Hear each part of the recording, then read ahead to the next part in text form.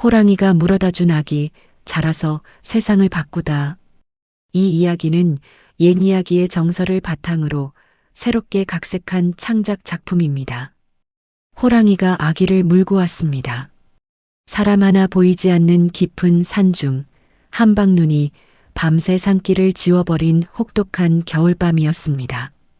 커다란 호랑이 한 마리가 눈보라를 뚫고 외딴 약초꾼의 집 앞에 나타났습니다. 호랑이의 입에는 붉은 비단 보퉁이가 물려 있었습니다. 집주인 서만복이 활을 들고 문을 열자 호랑이는 달아나지 않았습니다.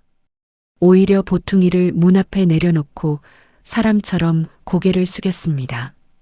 보퉁이 안에는 갓난아기가 있었습니다. 아기의 가슴에는 부러진 옥패 하나가 매달려 있었고 뒤에는 두 글자가 새겨져 있었습니다. 생민, 백성을 살린다는 뜻이었습니다.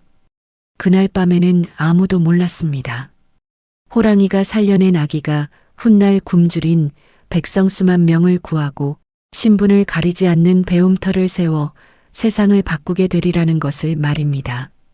이것은 짐승이 지켜낸 한 생명이 세상의 오래된 벽을 무너뜨린 이야기입니다. 구독과 좋아요는 이야기를 만드는 큰 힘이 됩니다. 그럼 이야기 시작하겠습니다. 정조 임금이 나라를 다스리던 어느 해 전라도와 경상도의 경계에 백운산이라는 깊은 산이 있었습니다. 산 아래에는 열댓 가구가 모여 사는 구름제 마을이 있었습니다. 논보다 돌밭이 많고 햇빛보다 그늘이 먼저 드는 가난한 마을이었습니다.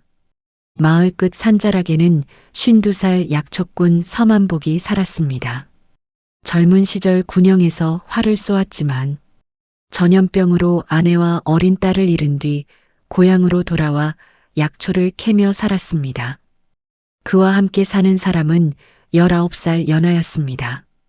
큰 홍수 때 떠내려가던 7살 아이를 서만복이 구해 키웠습니다. 연하는 한쪽 다리를 조금 절었지만 손이 야무졌습니다. 두 사람은 피 한 방울 섞이지 않았어도 서로를 아버지와 딸이라 불렀습니다. 그의 겨울은 유난히 추웠습니다. 섣달 20사흘 밤 낮부터 내리던 눈이 사나워졌습니다. 바람이 지붕을 뜯어갈 듯 울던 그때 밖에서 낮은 울음소리가 들렸습니다. 어흥! 서만복은 벽에 걸린 활을 집었습니다. 문을 조금 열자 송아지만 한 호랑이가 서 있었습니다. 앞발 하나는 피에 젖어 있었고 입에는 붉은 보퉁이를 물고 있었습니다. 서만복이 활시위를 당기자 호랑이는 보퉁이를 내려놓고 두 앞발을 굽혀 머리를 낮추었습니다. 아버지, 저 짐승이 우리에게 절을 하는 것 같아요. 그때 보퉁이 속에서 가느다란 울음이 들렸습니다. 응애. 연하가 맨발로 눈 위를 뛰어가 보퉁이를 안았습니다. 비단 안쪽에는 호랑이의 따뜻한 털이 덮여 있었습니다. 제 털을 물어뜯어 아기를 감싼 듯 하였습니다. 아버지, 살아있어요. 연하는 아기를 품에 넣고 방으로 뛰어들었습니다. 서만복은 문 앞에 남아 호랑이에게 다가갔습니다. 앞발에는 화살촉이 깊이 박혀 있었습니다. 사람에게 쫓기면서도 아기를 놓치지 않고 여기까지 온 것이었습니다. 서만복은 화살을 뽑고 옷자락을 찢어 상처를 묶었습니다. 내가 이 아이를 살렸구나. 호랑이는 잠시 그의 얼굴을 바라보다 눈보라 속으로 사라졌습니다. 두 사람은 아기를 살리기 위해 밤을 새웠습니다. 미지근한 물로 몸을 닦고 산양삼 달인 물을 입술에 몇 방울씩 적셨습니다. 한참 뒤 아기가 큰 소리로 울었습니다. 살아있는 생명의 울음이 그토록 벅찬 것인 줄 두 사람은 그날 처음 알았습니다. 보퉁이에는 부러진 옥패와 피 묻은 편지 조각이 있었습니다. 이 아이에게 죄는 없습니다. 부디 살아 백성을. 진실은 옥패의 나머지 반쪽에. 그 뒤는 찢겨 있었습니다. 이 아이가 어디서 왔든 오늘부터 우리 식구다. 이름은 옥패에 적힌 대로 생민이라 하자. 그날부터 새 식구의 삶이 시작되었습니다. 하지만 아기를 키우는 일은 산에서 100년 묵은 약초를 찾는 것보다 어려웠습니다. 연화에게는 젖이 없었습니다. 마을 여인들에게 사정했지만 모두 고개를 저었습니다. 호랑이가 물고 온 아이에게 젖을 먹였다가 애군이 들면 어쩌려고? 서만복은 여러 해 모은 약초값을 거의 다 써 암염소 한 마리를 사왔습니다. 연하는 염소젖을 묽게 데워 숟가락으로 먹였습니다. 생민은 몇 번이나 사례가 들렸지만 포기하지 않고 삼켰습니다. 그 아이는 살겠다는 힘이 강했습니다. 두 돌이 되기 전에 연하를 누이라 부르고 서만복에게 아버지라 하였습니다. 4살에는 냄새만 맡고도 약초를 구별했습니다. 그러나 마을 아이들은 생민에게 돌을 던졌습니다. 범새끼가 온다. 울며 돌아온 생민이 물었습니다. 누이, 나는 정말 호랑이 새끼야? 연하는 상처에 약을 바르며 말했습니다. 너는 내 동생이야. 너는 버려진 아이가 아니라 여러 생명이 힘을 모아 살려낸 아이야. 생민은 그 말을 오래 기억했습니다. 5살이 되던 봄 마을에 천연두가 돌았습니다. 얼마 전까지 생민에게 돌을 던지던 아이도 열에 들떠 누웠습니다. 서만복과 생민은 약을 들고 찾아갔지만 아이의 어머니가 문을 막았습니다.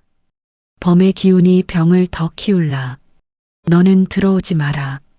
생민은 약그릇을 문 앞에 놓고 밤새 기다렸습니다. 아이가 약을 토하면 다시 다렸고 물수건이 마르면 계곡물을 떠왔습니다. 사흘 뒤 아이의 열이 내렸습니다. 서만복이 물었습니다. 너를 미워한 아이인데 어찌 밤을 새워 돌보았느냐? 아픈 사람을 살리는 약은 그 사람이 나를 좋아하는지 먼저 묻지 않잖아요. 서만복은 그날부터 생민에게 글을 가르쳤습니다. 생민은 하루에 10글자를 배우면 다음날 모두 외웠습니다. 8살에는 서만복이 아는 글을 다 배웠고 장터에서 버린 책장을 주워 공부했습니다. 모르는 글자를 선비들에게 물으면 대부분 글을 쫓아냈습니다.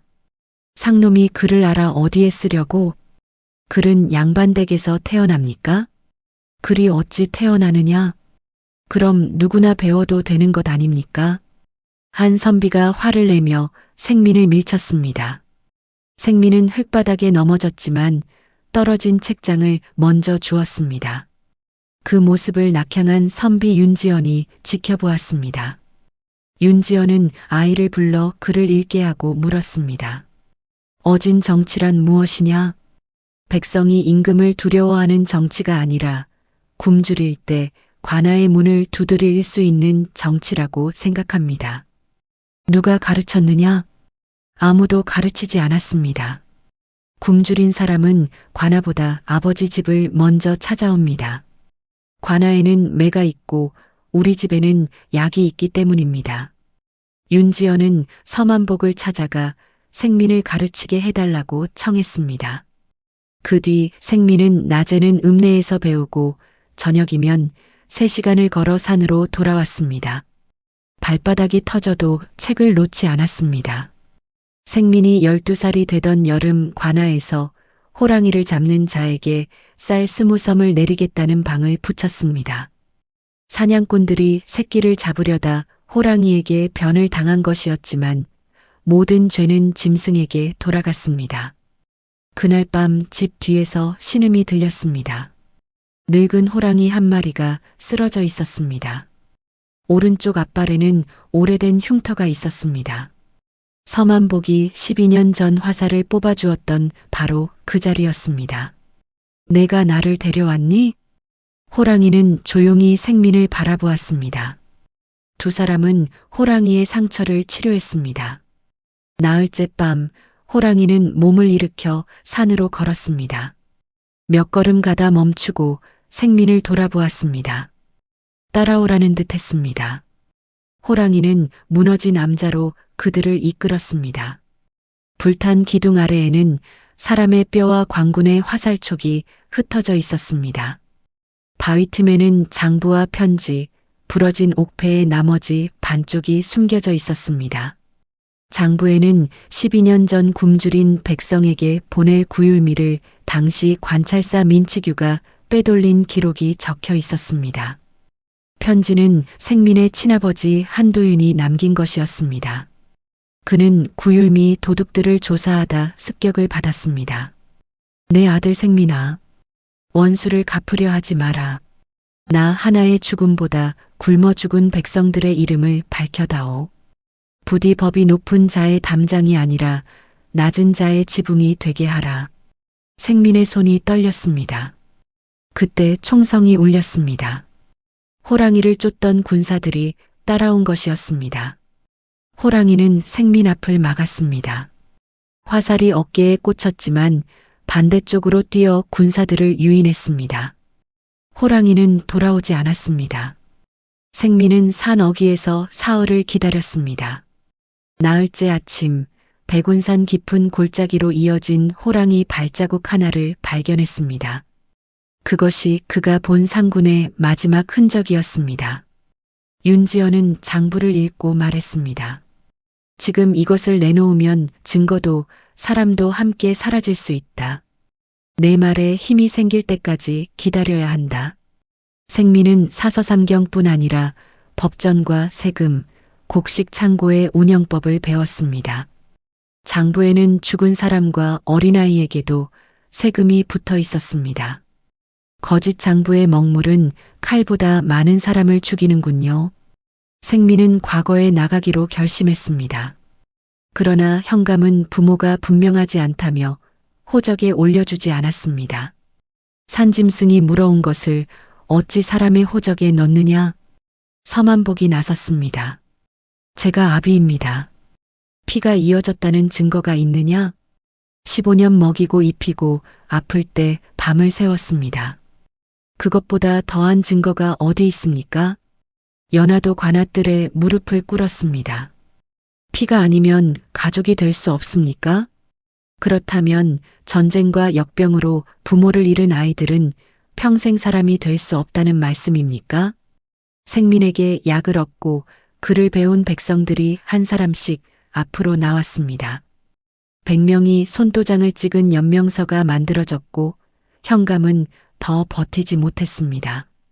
생민은 서생민이라는 이름으로 호적에 올랐습니다. 20살이 된 생민은 향시에 장원하고 마침내 임금 앞에서 치르는 전시에 나아갔습니다. 시제는 백성을 살리는 법은 어디에서 시작되는가였습니다.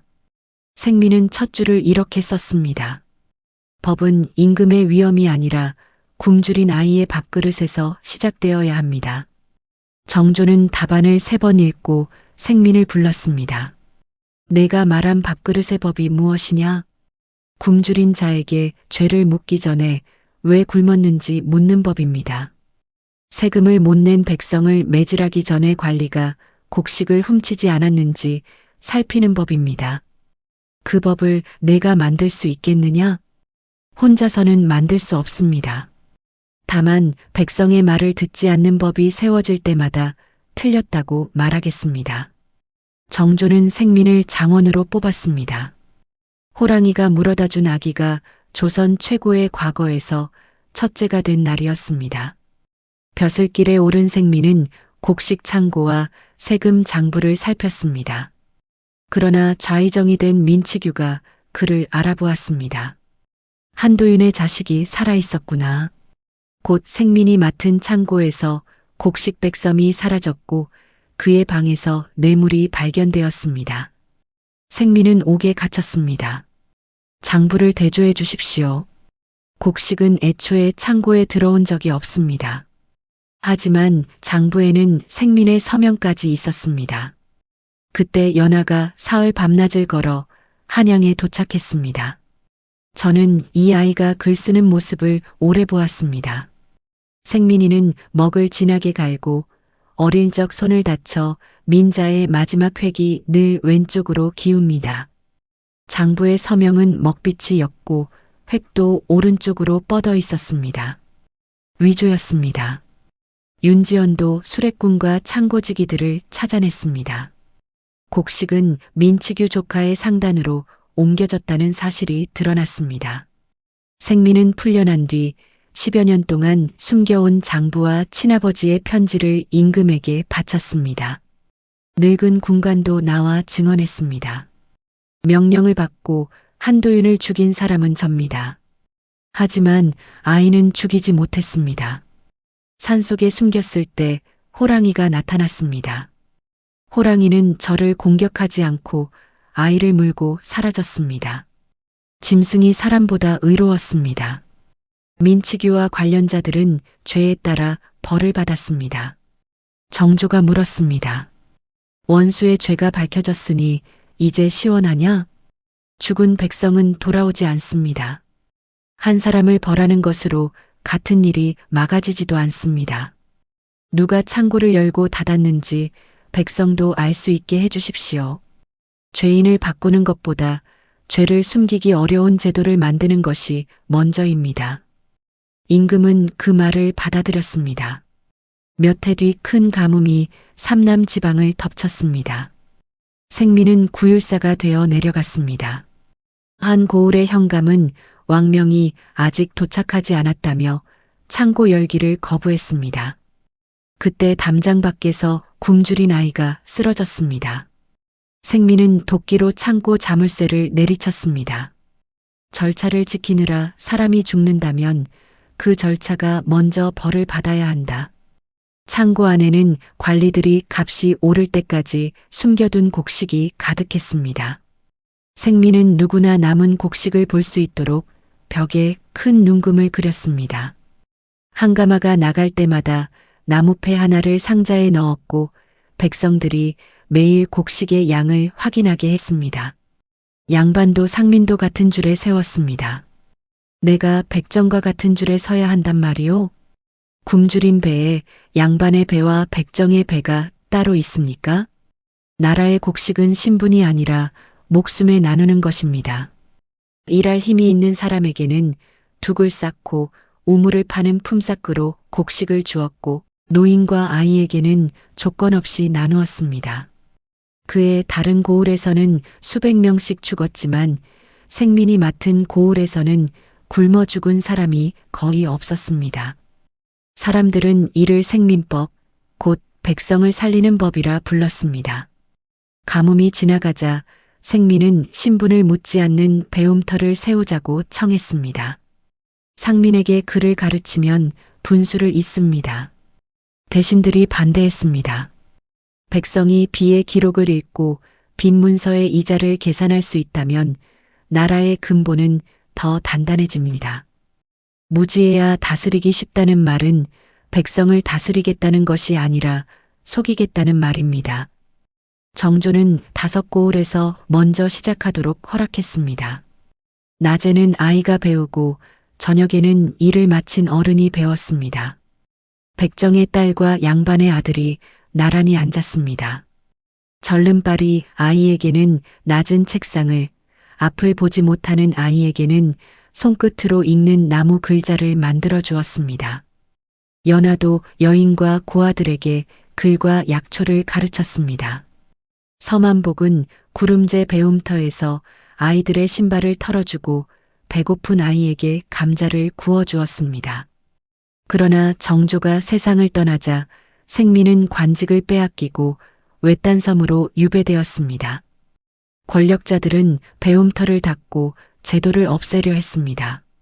생민은 섬에서도 아이들에게 글을 가르쳤습니다. 바닷물의 높낮이와 폭풍 전의 구름을 기록해 어부들의 목숨을 구했습니다. 관리들은 현판을 내릴 수 있었지만 사람들의 머릿속에 들어간 글자까지 지울 수는 없었습니다. 백성들은 계속 창고에 눈금을 그리고 장부를 확인했습니다.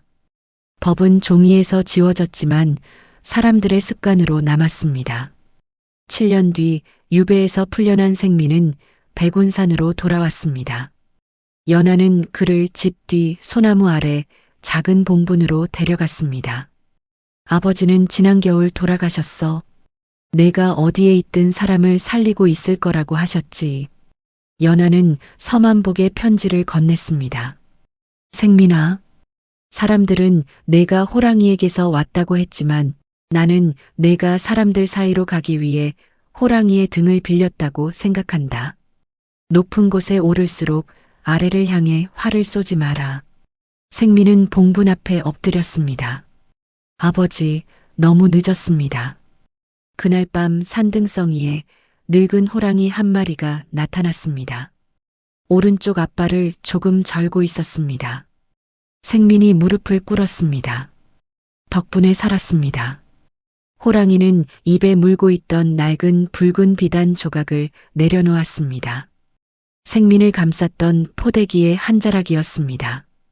호랑이는 고개를 숙인 뒤 숲으로 사라졌습니다. 생민은 붙잡지 않았습니다. 은혜란 곁에 붙잡아두는 것이 아니라 받은 만큼 다른 생명에게 건네는 것임을 알았기 때문입니다. 생민은 다시 벼슬을 구하지 않았습니다. 대신 조선 팔도를 다니며 배움터를 세웠습니다. 곡식 창고를 투명하게 관리하는 법과 가뭄때 사람을 구하는 방법도 책으로 남겼습니다. 세월이 흘러 백발의 노인이 된 생민에게 한 아이가 물었습니다. 선생님은 정말 호랑이가 물어다 주었습니까? 그렇단다. 세상을 바꾸려면 높은 벼슬을 해야 합니까? 생민은 창밖에 내리는 눈을 바라보았습니다. 아니다.